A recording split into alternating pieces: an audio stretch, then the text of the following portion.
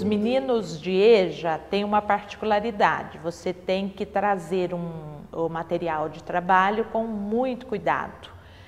E quando eu pensei em trazer este trabalho com crônica que eu encontrei na revista Na Ponta do Lápis, eu fiquei imaginando que os meninos de EJA não gostariam de ouvir Noel Rosa.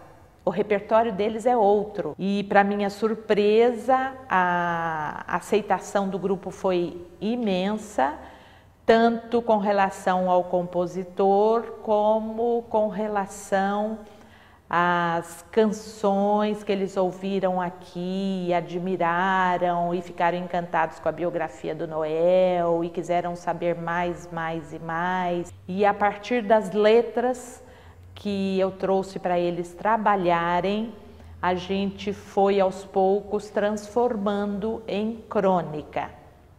De que forma? Não é tão tranquilo assim para os meninos saírem de um gênero textual para outro gênero textual.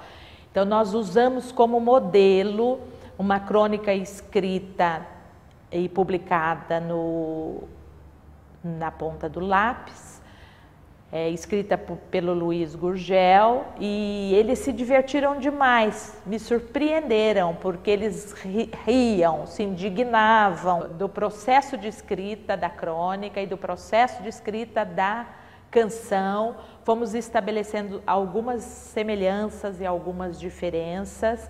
Eles destacaram o que o cronista havia recuperado da canção e utilizado na crônica e o que ele tinha inventado. Foi muito legal esse momento de separar as duas coisas. O que estava escrito lá e que ajudou o cronista e o que foi que ele inventou.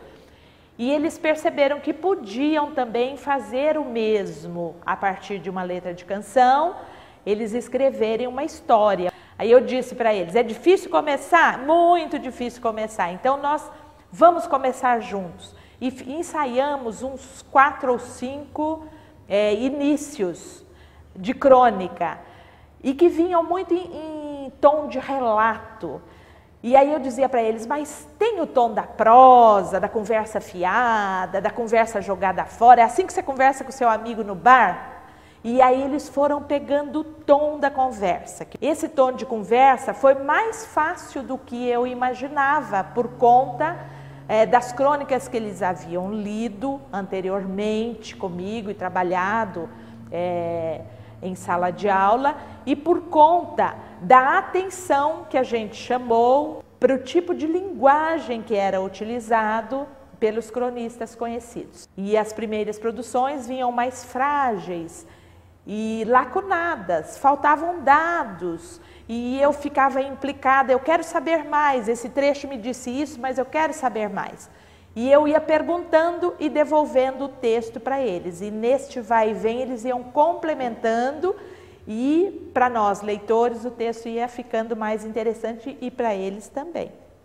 Ao comparar as primeiras versões com as últimas, eles percebiam exatamente a diferença entre o primeiro texto e o texto final. Quando eu ia escrever um texto, qualquer coisa, eu achava que os detalhes não eram tão importantes. Eu procurava eliminar os detalhes, né? E com ela eu aprendi que não, que os detalhes são importantes sim. Ler o nosso texto, corrigir e fazer com que a gente reescreva faz uma grande diferença. Quando eu escrevi um texto, eu repeti as palavras, por diversas vezes já aconteceu isso, e com ela eu aprendi, né, a não repetir tanto aquelas palavras. Eles iam produzindo, eles traziam, eles falavam, lê para mim, professor, eles gostam que eu leia os textos, eles acham que eu dou ênfase aonde precisa dar. Então eu lia para eles, a crônica ganhava uma outra roupagem, e aí eles liam uns para os outros, eu falava, vocês têm que conversar entre vocês, o tom não é da prosa. E eles nunca tinham escrito conversando, trocando ideias, rascunhando, mostrando para o outro. E esta liberdade fez com que eles se soltassem para escrever. Uma outra questão que eu achei fundamental foi a questão da linguagem. A gente trabalhou muito a linguagem das crônicas. Essa linguagem é mais coloquial, está mais elaborada, como que o autor escreve. Uma outra questão é localizar no texto os elementos da linguagem que dão o tom de ironia, de drama, de sarcasmo ou de humor. Que elementos traz o autor que nos faz rir, nos faz chorar, nos faz refletir. E aí eles localizavam nos textos estes elementos. Quando eu olho para o meu texto, eu penso, está faltando este tom.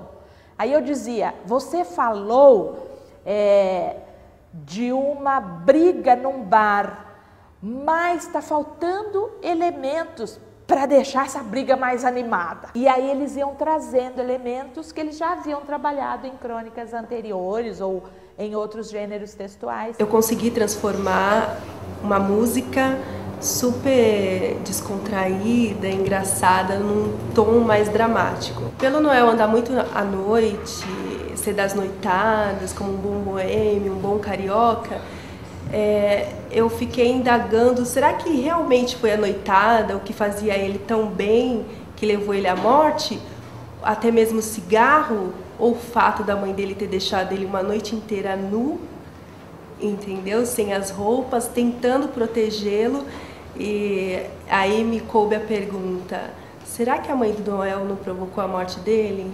E foi a partir daí que eu comecei a minha crônica.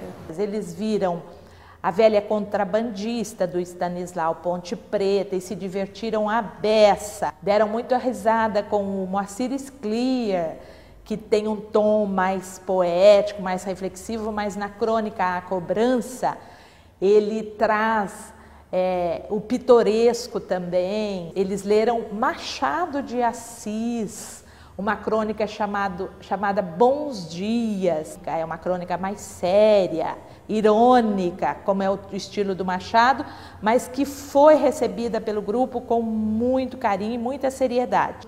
A gente já criou uma empatia e uma confiança que faz com que os meninos se sintam à vontade para dizer aquilo que eles querem dizer. Porque eles sabem que eu ouço, que eu leio os trabalhos deles, que eu palpito, que eu devolvo, que eu peço de volta. Eu acho que essa relação facilita a produção deles. Há um botequim na rua Oscar Freire com a patrão Manuel, chamado Viva São Paulo, onde todas as sextas-feiras fica lotado. É muita gente por metro quadrado. O bar ficava na esquina da Rua do Ouvidor com a Avenida Brasil. Era para lá que iam todos os boêmios da cidade. Eles costumavam chegar pela manhã, depois das noitadas. De repente, naquela hora, entra uma magrela com olheiras profundas, murmurou: "Ó garçom, me traz um café com leite, clarinho, para eu curar minha ressaca." Ele estava realmente bravo, pois havia marcado com seus amigos de tomar umas e outras. Era assim que gostava de compor suas canções.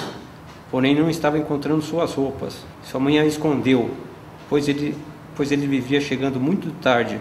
Isso quando voltava para casa. Estava doente, muito magrinho, com olheiras profundas. Começo mais um dia, levanto cedo, me apronto para aquilo que chamo de cotidiano. Lá vou para aquele tranco, pensamentos altos, ideias comendo solta, aí em minha mente. De repente chegou cambaleando um magricelo com olheiras profundas, batendo nas mesas.